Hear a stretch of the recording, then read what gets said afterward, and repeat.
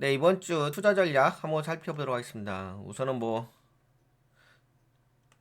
미국 증시가 상승해줬죠. 이거는 이제 증권 시황은 토요일날, 일요일날 다 점검을 했으니까 그래도 또 이제 재차 나스닥은 2.61, S&P 500도 2.13. 그래서 분위기 좋아요. 예, 글로벌 증시는 다 상승했기 때문에 미국 토요일날, 미국 금요일이죠. 이제 한국 시간은 토요일날. 그리고 증권 시황 여기다 올려놨죠. 우선 뭐 핵심이 포인트가 이거였죠. 미국 상원 예산안 통과, 미 증시 강한 반등 상승을 주었다. 그래서 현재 시황의 움직임은 우선은 뭐 엔비디아가 많이 올라와 있어요. 여기서 올라와 있기 때문에 더 올라오게 되면 여기가 저항대가 걸리긴 할 거예요. 근데 여하튼간에 뭐 당분간 상승이 좀 기대가 되긴 하겠죠. 근데 이제 이게 상승이 누, 그래도 다시 한번 체크를 해볼까요? 이게 계단식 하락의 모양, 전형적인 모양새를 가지고 뭐 글로벌 경제가 안 좋은 건 아시죠? 관세 이슈로 인해서 내려왔다가 지금 이렇게 반등 주는 거라서 그러다 나중에 이제 폭락이 좀 나올 수가 있어서 그럼 결국에는 지금은 이제 박스권 매매법이라고 볼 수가 있긴 하겠죠. 그러면은 이제 뭐 당분간은 큰 문제는 없죠. 여러분들 뭐 투자하시는데 당분간 큰 문제는 없는데 나중에 이게 이렇게 될 때가 문제인 거지. 그래서 그 시점을 6월 달에서 7월 달로 시그널을 좀 여러분들하고 이야기를 했었죠. 저 영상 올려드렸죠, 일요일 날. 뭐 그 전까지는 뭐 괜찮을 수가 있긴 있는데 근데 문제는 이게 박스권이라서 뭐 지금은 당장 큰 문제는 없을 거예요. 어, 그렇고. 그리고 뭐 당장이 올라갔으니까 이게 또 사람이 기억하고 있는 건 아니라 가지고.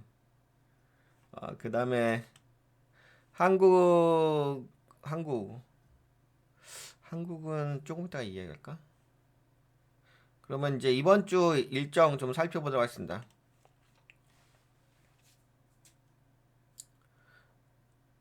그리고 이런 거 좀 생각해. 근데 늘상 원래 가치 투자는 이렇게 하거든요. 근데 이게 핵심은 아닌데, 그러니까 분산 투자라고 하잖아요. 이게 뭐냐?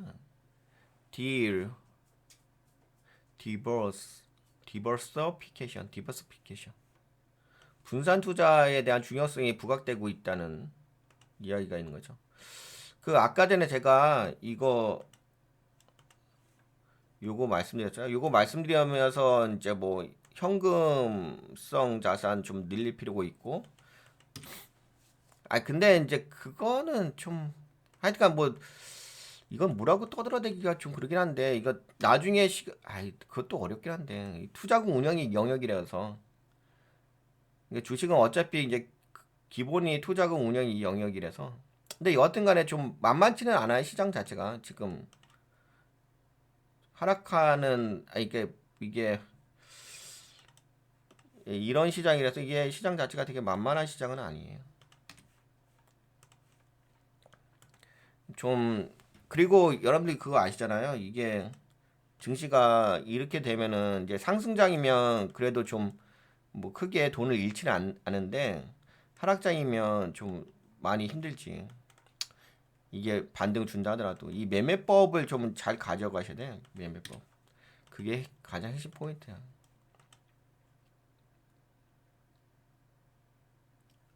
이번 주는 연방 공개 시장 위원회 FOMC 회의가 있고 그다음에 리테일 세일스 소매 판매 데이터 발표가 있죠.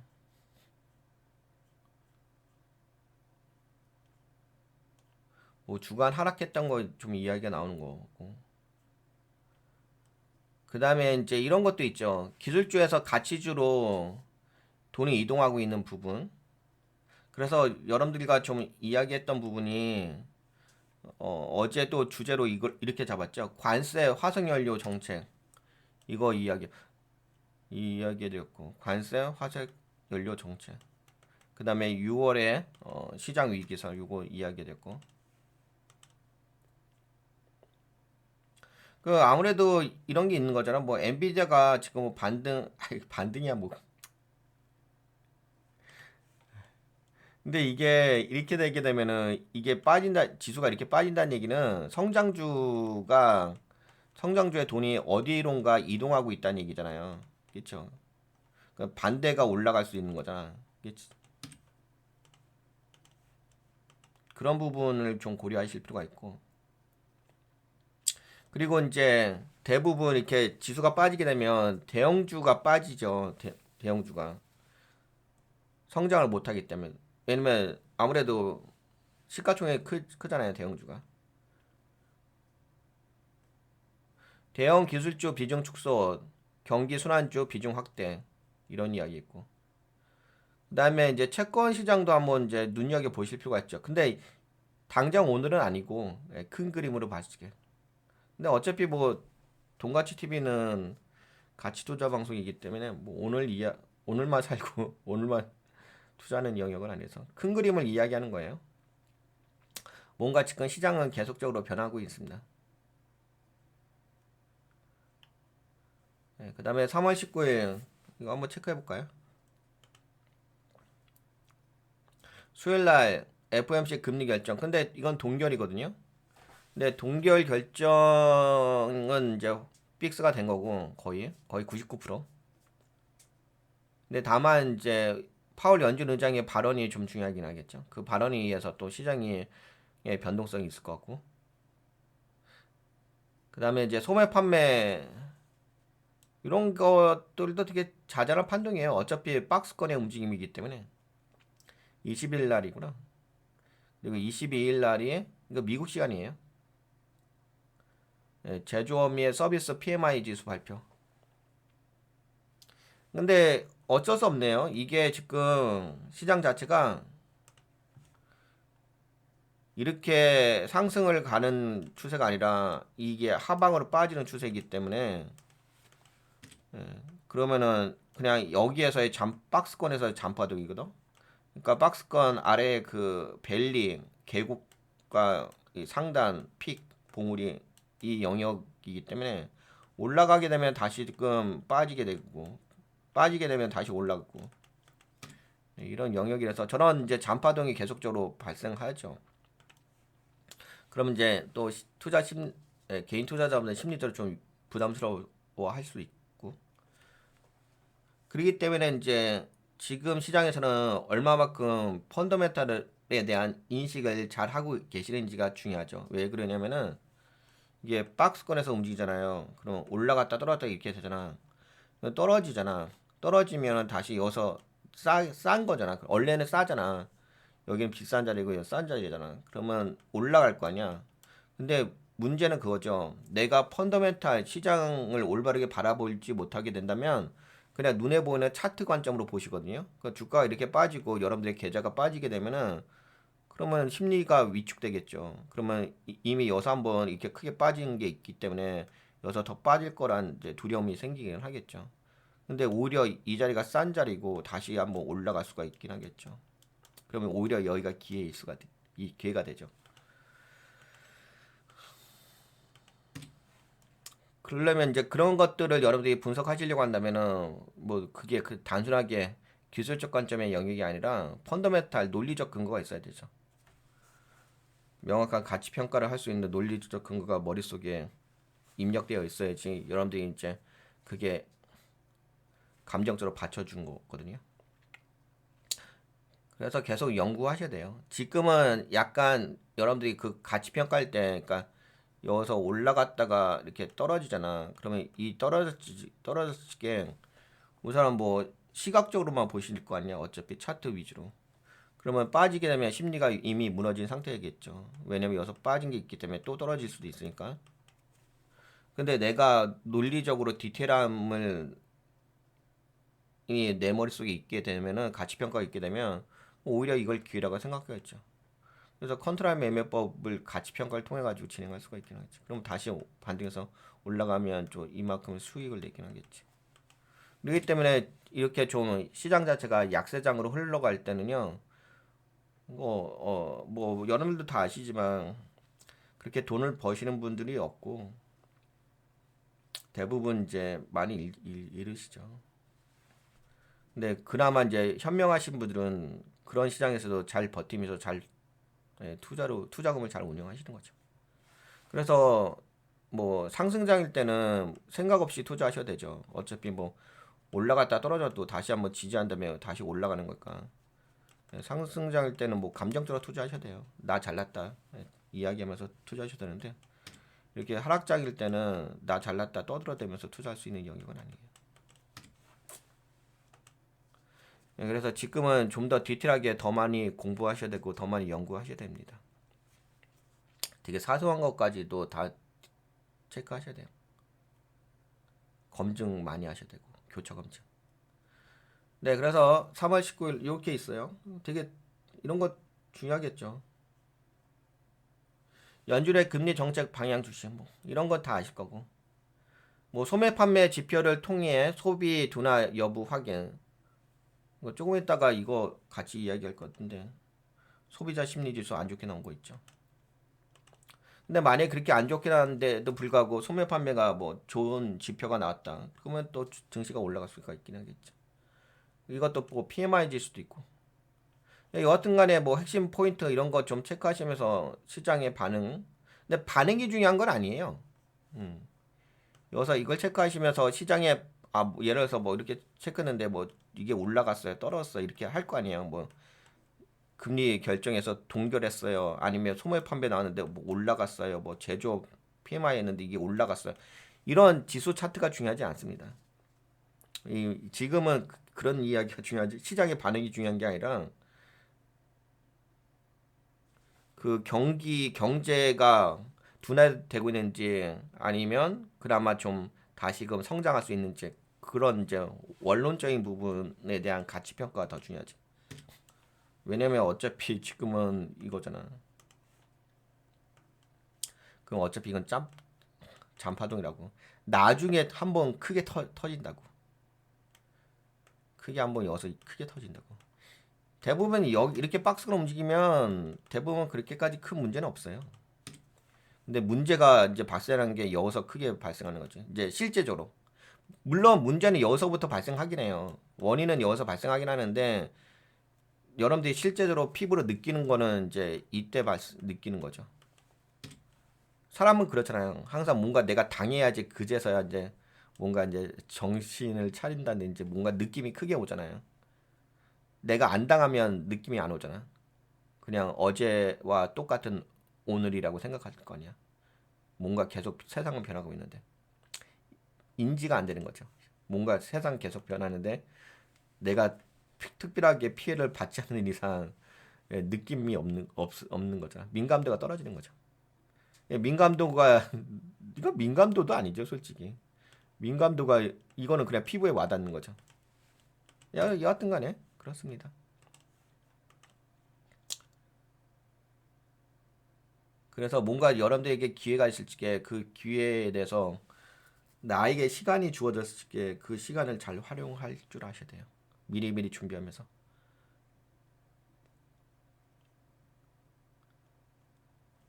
그 다음에 여기 결론 뭐냐. 단기적으로 방어적 투자 전략. 근데 이게 방어적 투자 전략이라고 하니까 방어적이라는 것이 아무것도 아니라는 것은 아니에요. 더 디테일하게 살펴본다는 개념이 더 큰 거예요. 뭐 방어적이라고 하니까는 뭐 난 아무것도 안 하고 아무것도 안 하면 내가 노력하지 않으면 그 어떤 것도 얻을 수 없잖아요.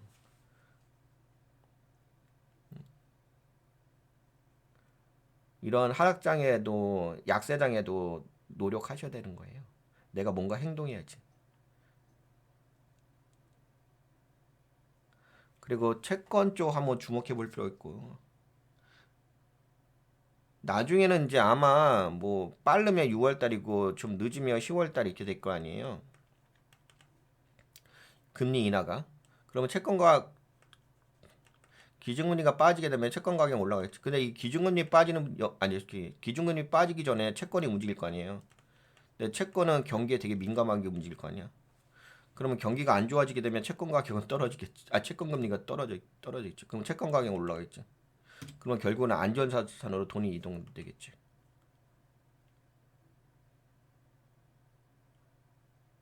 그러니까 되게 아이러니한데 그런 게 있잖아요. 제가 여러분들에게도 말씀드렸지만 트럼프 대통령이 연준에게 금리 인하라 했는데 그렇게 압박을 좀 주고 있죠. 암묵적으로. 근데 연준은 이제 그 경제 데이터 보고서 금리 인하를 하는 거잖아요. 결정하는 건데. 근데 경제가 안 좋아지게 되면 금리 인하를 할 수밖에 없어요. 그러면 트럼프 대통령은 미국 경제를 안 좋게 만들면 되는 거예요. 그러면 자연적으로 금리 인하가 됩니다. 되게 이게 약간 상반된 이해 상충적인 영역인데 한데 경제가 좋아지면서 금리가 인하되는데 경제가 안 좋아지니까 금리가 이래 된다. 인하된다. 근데 목적은 맞죠. 되게 웃긴 상황이긴 합니다.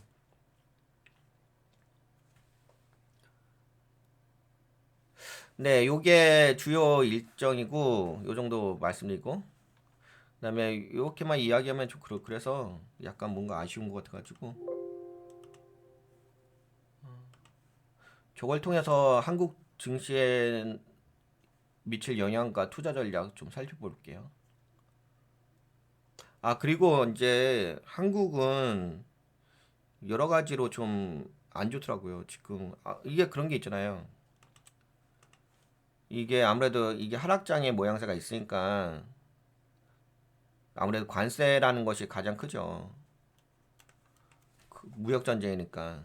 그러면은 한국도 만만치 않을 수도 있어요. 무슨 얘기냐면은 이제 곧 있으면은 이제 3월 말쯤에 3월 31일쯤인가? 그때 공매도 풀리잖아요. 공매도 재개가 되잖아. 그치? 이제 공매도가 재개가 됐어요. 근데 거기다가 또 한국은 민간 국가로 지정이 됐어요. 그 기술 수출에 문제가 있어요. 원전에도 문제가 있고 여러 가지 거다 경제가 지금 당장에 철저하게 무너졌잖아요. 엉망진창이고 그리고 세계 경제 안 좋아지고 그러면은 이거 되게 위험해질 수도 있어요. 한국. 그나마 지금 최근에 여기까지 잠깐만.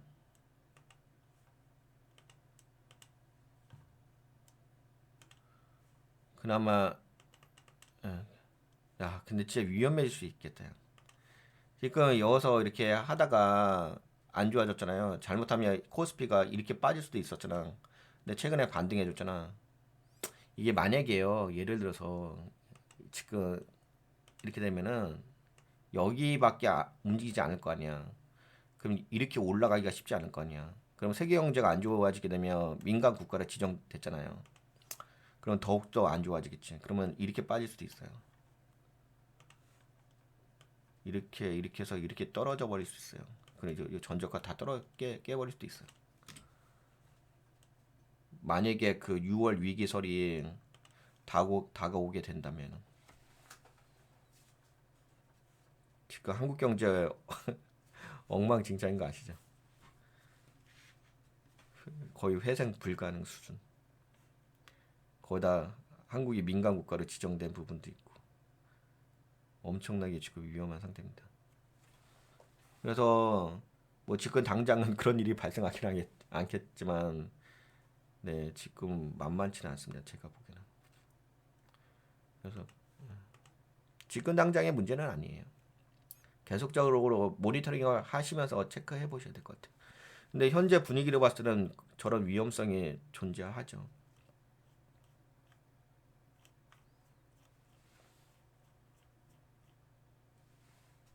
그리고 뭐 아까 제 이거 좀 더 자세하게 말씀드린다면 연방준비 여기 FOMC 금리 결정, 금리 동결 시의 안정, 인하 기대 시 시장은 반등 가능. 이건 근데 이건 파월 연준 의장의 발언을 들어봐야 돼요. 근데 어차피 동결이에요. 그다음에 소매 판매 데이터, 소비 둔화 확인 시의 경기 둔화 우려 확대. 그리고 제조업 및 서비스 PMI 지수 발표. 이거 아까 한국 시간으로 미국 시간이 한국 시간이지. 한국 시간으로 20일. 이거 뭐 PMI 지수 안 좋게 되면은 또 그걸로 인해서 영향 받겠지.